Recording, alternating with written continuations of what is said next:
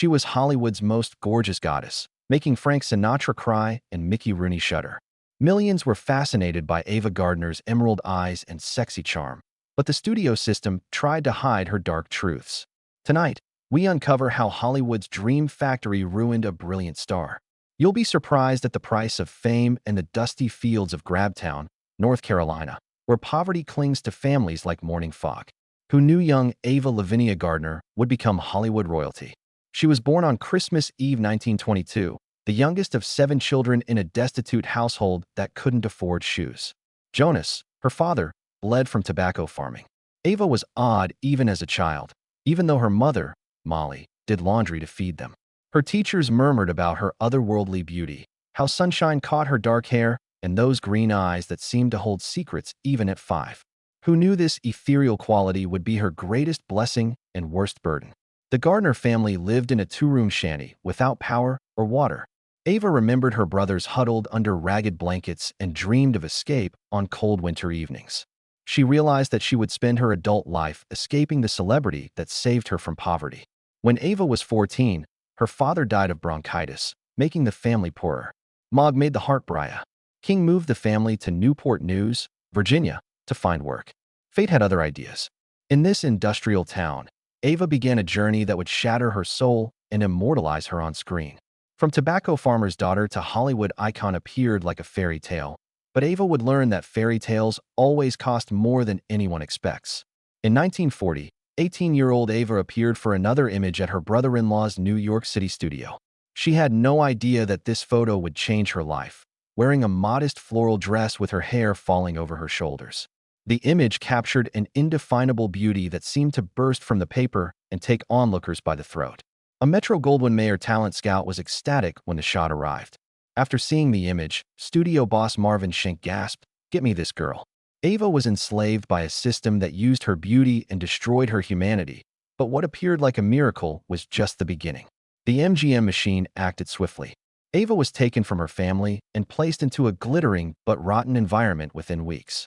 The studio's advertising staff meticulously created her exotic beauty, untouchable queen, and woman who could drive men insane. But behind closed doors, strong guys in fancy suits planned to utilize and control her every move. Studio head Louis B. Mayer, notorious for his paternalistic and predatory conduct, personally transformed Ava. He assigned her a team of handlers to monitor her every move, dictate her relationships, and ensure that the real Ava Gardner, the vulnerable North Carolina girl, would never emerge and threaten a carefully constructed fantasy. The photograph that should have saved her became her sentence. From then on, Ava was never her own. The MGM lot in Culver City seemed like paradise to the outside world, but Ava Gardner saw it as an elegant jail. Ava soon realized that her beauty was both her ticket to glory and her death warrant as a human. The 1940 studio system was a machine that manufactured dreams while crushed dreamers. Each day started at 4 a.m. Phone call from studio. Ava was taken to the lot where professionals would alter her into MGM's image. Hairdressers tortured her natural curls into beautiful waves. Makeup artists painted a mask over her face, and costume designers dressed her in outfits that emphasized her sexuality while denying her personality. Psychological manipulation was scarier than physical transformation. Studio bosses controlled her friendships, dates, and romances.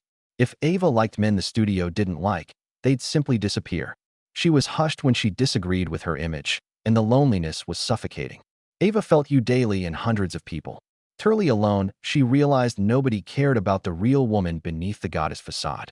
They adored Ava Gardner, the movie star, but not the lady who missed North Carolina tobacco fields and wanted real human connection. Ava would stare at her reflection in her Beverly Hills estate, which felt more like a museum than a home, late at night, and wonder if Grabtown's child was still alive inside MGM's beautiful shell. Her answer haunted her forever.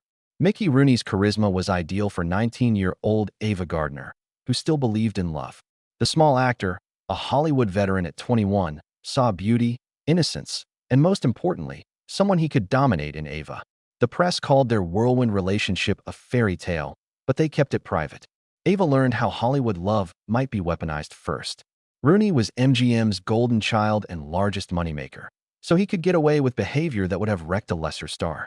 He had an explosive temper, roving eye, and treated women like toys. However, Ava, desperate for love and still believing in the Hollywood ideal, saw only the attractive performer who made her laugh and promised to protect her from infamy.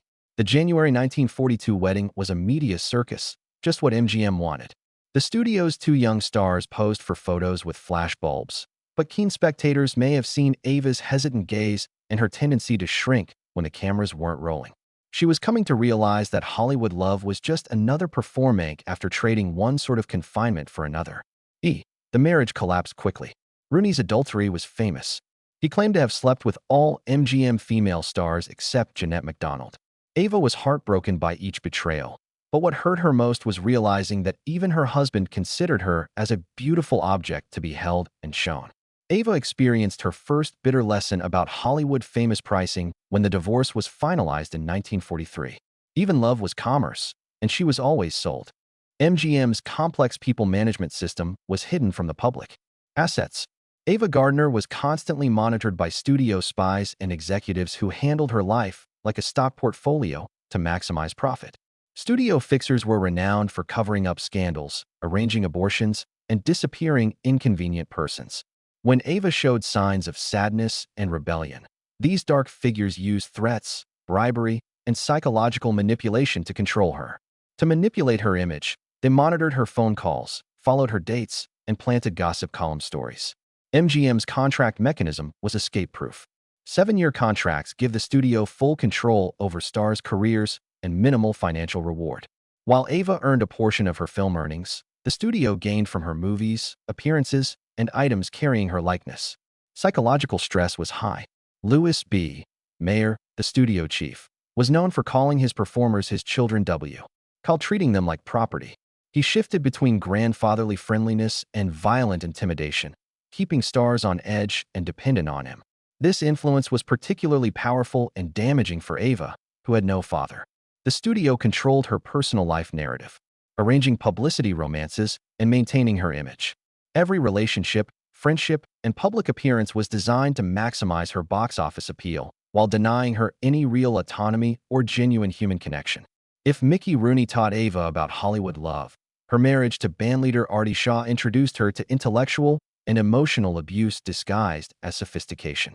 Shaw was one of the era's most famous artists and a notorious misogynist who gathered beautiful women like trophies while damaging their self-esteem. Rooney wasn't educated, sophisticated, or devastatingly verbose like Shaw. He could quote philosophy and debate literature easily, and Ava, who had always been uneasy about her rural background and little formal education, saw him as her salvation.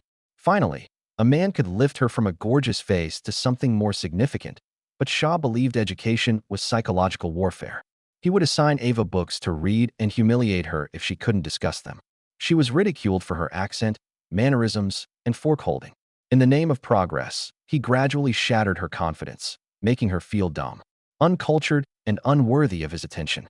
The half-year marriage devastated Ava and left a lasting mark.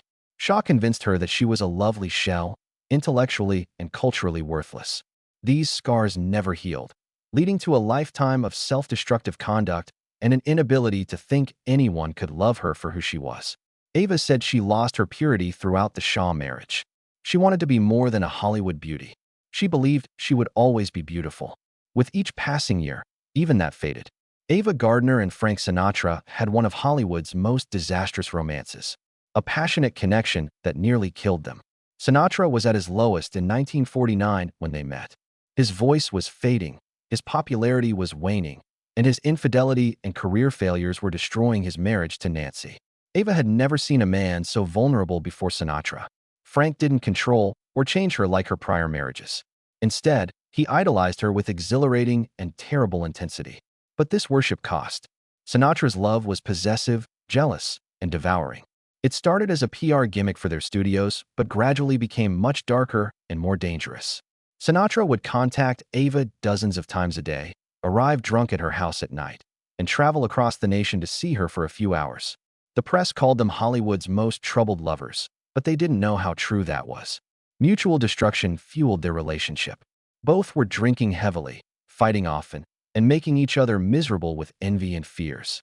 Sinatra threatened suicide when Ava exhibited interest in other men and disappeared for days, driving him insane. Their love was sincere, yet it destroyed rather than nurtured. In 1951, their marriage felt like a capitulation, not a celebration. Both realized they were doing something disastrous, but they were too addicted to one other to leave. 6 years of marriage left them emotionally wounded for life. Ava Gardner made a life-changing decision in the winter of 1952, at the height of her fame and in the midst of her turbulent marriage to Frank Sinatra. The studio and her husband encouraged her to terminate her pregnancy with Sinatra's child. MGM saw the secret abortion at a private clinic as another business choice to protect their investment from an out-of-wedlock pregnancy, while Ava saw it as a heartbreaking loss. She came from a huge, loving family that valued children despite poverty. Her decision to stop her pregnancy went against all she was taught and left a permanent pain in her soul. The treatment was terrible, without pain relief or aftercare, and she later described it as the moment she lost her humanity. Ava returned to set days later, smiling for the cameras and like nothing had happened. But her friends observed a change, a darkness in her eyes, and a recklessness that suggested her fate no longer mattered. The abortion also changed her relationship with Sinatra. After initially supporting the decision, he blamed Ava, implying that she had chosen her work before their family. The shame and recriminations poisoned their marriage, making it even worse. Throughout her life, Ava wondered what may have been. After having no children, friends said she considered this her greatest tragedy. By the mid-1950s, Ava Gardner was at the height of her beauty and stardom, but the effort to preserve her image was slowly hurting her. Every day brought fresh demands, expectations, and methods for the world to tell her that her worth depended on her appearance. The mirror became her foe. Attractiveness rituals were torment since they reflected her attractiveness and her growing knowledge that it wouldn't last forever. Hours in makeup chairs, painful beauty treatments, and rigid diets that left her hungry and weak. The studio needed perfection, which cost her comfort, health, and sanity. She realized her beauty was a prison.